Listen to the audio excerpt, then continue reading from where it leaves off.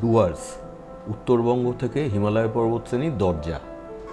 এই ডুয়ার্সে নানা জঙ্গল, নানা নদী, নানা দর্শনীয় স্থান আছে।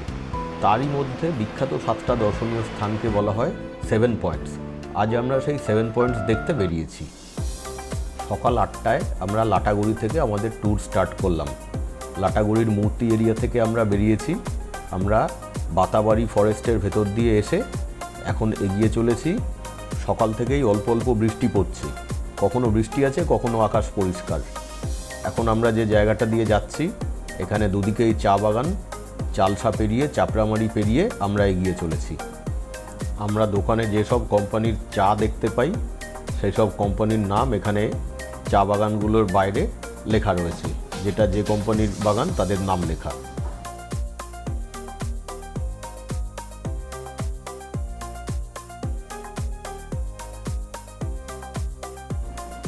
আমরা এখন মূর্তি নদীর কাছে এসে গেছি। মূর্তি নদীর ওপরে ব্রিজ ক্রস করলাম। নদীতে প্রায় জল নেই বললেই চলে। আমাদের প্রথম গন্তব্য গাইরিবাস ভিউ পয়েন্ট। এই ভিউ পয়েন্ট যেতে ছোট ছোট গ্রামের মাঝখান দিয়ে আমরা যাচ্ছি। কোথাও গ্রাম, কোথাও জঙ্গল, এভাবে আমরা এগিয়ে চলেছি।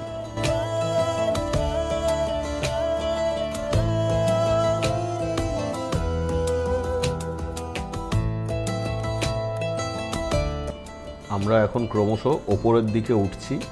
একটু পাহাড়ি রাস্তা সরু আছে। এখানে আমরা দেখতে পাচ্ছি বর্ডার রোডস অর্গানাইজেশন রাস্তা চওড়া করার কাজ করছে, যার জন্য রাস্তা একটু খারাপ। আমরা এখানে একটু আস্তে আস্তে এগোচ্ছি। আমরা পৌঁছে গেলাম গাইরিবাস ভিউ পয়েন্ট। এই গাইরিবাস ভিউ পয়েন্ট থেকে আমরা দেখতে পাচ্ছি সামনে জলঢাকা নদী। নদীতে জল যদিও খুবই কম, আর দূরে দেখা যাচ্ছে ভুটান। এখানকার ভিউ পয়েন্টগুলোর বিশেষত্ব হলো যে শুধু ভিউ পয়েন্টগুলোই দেখার না, ভিউ পয়েন্টগুলো যাওয়ার যে রাস্তা, সেই রাস্তা, জঙ্গল সবই দেখার। আমার তো মনে হচ্ছে যে ভিউ পয়েন্টের থেকে যাওয়ার রাস্তাগুলো বেশি সুন্দর। যাই হোক, আমরা এখন এগিয়ে চলেছি আমাদের পরবর্তী গন্তব্য বিন্দুর দিকে। এখানে আমরা এখন জলঢাকা নদীর ওপরে ব্রিজ ক্রস করছি। এরপর আমরা যাব বিন্দু ভিউ পয়েন্ট, বিন্দু ব্যারেজে। তবে তার আগে টাইটানিক ভিউ পয়েন্ট বলে একটা ভিউ পয়েন্ট আছে, সেখানেও আমরা দাঁড়াবো। ছোট ছোট যে গ্রামগুলোর ভেতর দিয়ে যাচ্ছি, গ্রামগুলো কি সুন্দর, সবুজে মোড়া। আমরা এখন এসে পৌঁছেছি টাইটানিক ভিউ পয়েন্টে। টাইটানিক ভিউ পয়েন্ট পাহাড়ের ঠিক নিচে একটা সুন্দর জলের স্রোত বয়ে চলেছে, দেখুন।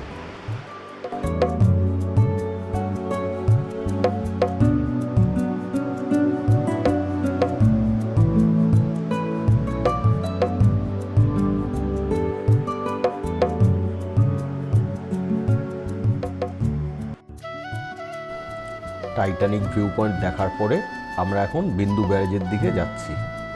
রাস্তা ভিজে, বোঝা যাচ্ছে কিছুক্ষণ আগে বৃষ্টি হয়েছিল। আমরা যখন টাইটানিক ভিউ পয়েন্টে দাঁড়িয়েছিলাম, তখনও অল্প অল্প বৃষ্টি হচ্ছিল। দূরে দেখা যাচ্ছে পাহাড়ের উপরে কত মেঘ, দেখতে ভারী সুন্দর লাগছে। আমাদের গাড়ির ড্রাইভারের কাছে শুনলাম ডুয়ার্সে গত কয়েকদিন ধরে বেশ বৃষ্টি হয়েছে। আমরা যদিও আসার পরে খুব বেশি বৃষ্টি পাইনি। আজকে যেরকম কখনো বৃষ্টি নেই, এরকমের মধ্যে দিয়ে আমরা যাচ্ছি। আশা করি সারাদিনটা নির্বিঘ্নে ঘোরা যাবে।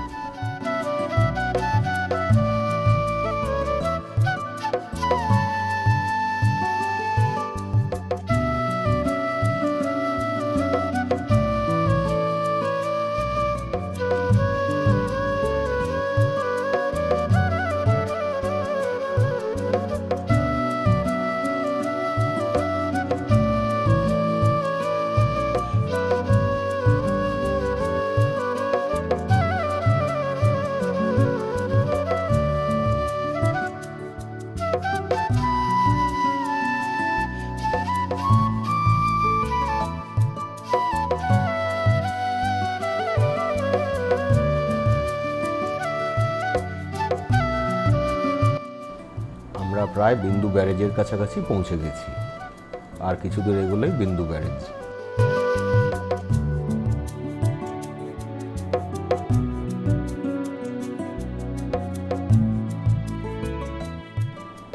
আমরা এখন বিন্দু ভিউ পয়েন্টে এসে পৌঁছলাম। এই বিন্দুতে এখানে বিন্দু ব্যারেজ, যেটা জল ঢাকা নদীর ওপরে অবস্থিত। এই যে ব্যারেজ দেখতে পাচ্ছেন, এই ব্যারেজের ওপর দিয়ে পায়ে হেঁটে আমাদের দেশ থেকে ভুটানে ঢোকা যায়। এই ডান দিকটা দিয়ে ভুটান যেতে হয়, কোনো গাড়ি এখান দিয়ে যেতে দেওয়া হয় না। আর শুধুমাত্র যারা লোকাল লোক তাদেরকেই এখানে হেঁটে এভাবে ভুটানে যেতে বা ভুটান থেকে ভারতে আসতে দেওয়া হয়। পাহাড়ের ওপর দেখা যাচ্ছে মেঘ ভাসছে, আকাশ একটু অন্ধকার রয়েছে, একটু একটু বৃষ্টিও হচ্ছে এখানে। এখানে এই যে জল দেখছেন, এটাই জল ঢাকা নদী। এই এখনকার সময় বলে একটু জলটা কম, বর্ষার সময় এখানে নদী একেবারে ফুলে ফেঁপে থাকে। এখানে অনেকেই এই পাথরগুলোর ওপর নেমে নিজেরা ফটো তুলছে, যদিও স্লিপ করে পড়ার চান্স পুরোপুরি আছে। আর এখানে ছোট একটা বাজার রয়েছে।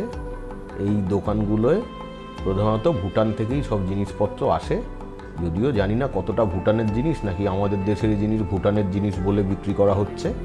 তবে বেশ ছোটো ছোটো হাতে বানানো ব্যাগ, এইসব নানা রকম জিনিস, চকোলেট, এইসব পাওয়া যাচ্ছে। এবার বিন্দু দেখার পরে আমরা আবার এখান থেকে ফিরছি। এরপর আমরা যাব এর পরের পয়েন্ট, যেটার নাম সুনতালে খোলা। সেটা এখান থেকে বেশ অনেকটা দূরে। আমরা আবার সেই যেখানে রাস্তা চওড়া করা হচ্ছে, রাস্তাটা কিছুটা খারাপ, সেই জায়গা দিয়ে এখন ফিরছি।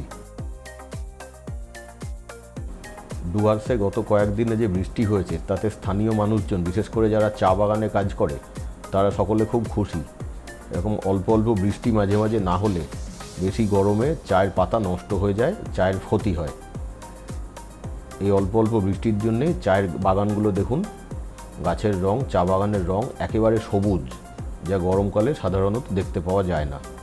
এখন আমরা যেখান দিয়ে যাচ্ছি প্রধানত শাল গাছ দুদিকে, তাছাড়া কিছু অন্যান্য ছোট ছোট গাছও আছে, কিন্তু উঁচু গাছগুলো সবই শাল গাছ।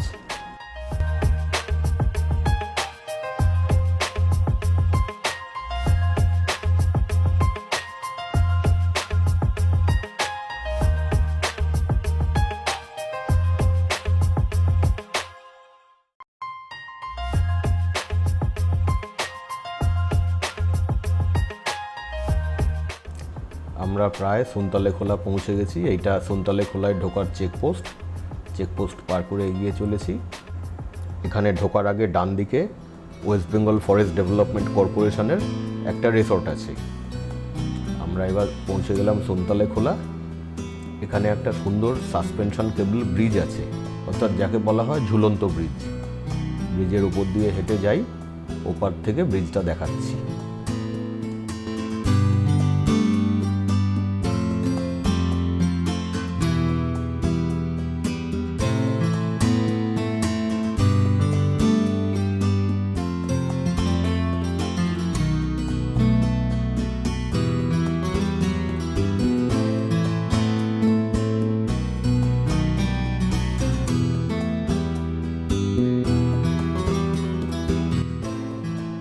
এই দেখুন ব্রিজটা, কি সুন্দর জায়গা, চারদিকে গাছে ভরা।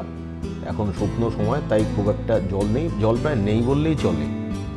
দু একটা গরু ঘুরে বেড়াচ্ছে। আর ওই পেছন দিকে যেটা দেখতে পাচ্ছেন, ওইখানে ওয়েস্ট বেঙ্গল ফরেস্ট ডেভেলপমেন্ট কর্পোরেশনের একটা ছোট রিসোর্ট আছে। কি সুন্দর জায়গা, জনমানবহীন, এখানে নিরিবিলিতে সময় কাটানো যায়। সুনতালে খোলা দেখার পর আমরা আবার ওখান থেকে বেরোলাম। এবার আমরা যাচ্ছি আমাদের পরবর্তী গন্তব্য, সেটার নাম রকি আইল্যান্ড। নামে আইল্যান্ড হলেও মনে হয় না এখানে কোনো আইল্যান্ড থাকতে পারে। যাই হোক, যাই, গেলে দেখতে পাবো।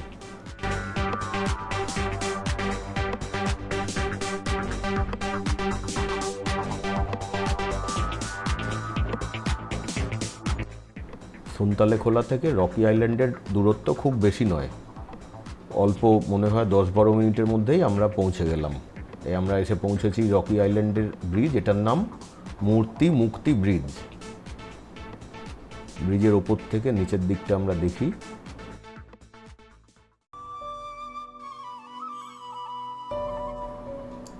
আইল্যান্ড যদি নাও হয়, নামের সঙ্গে যথেষ্ট মিল আছে।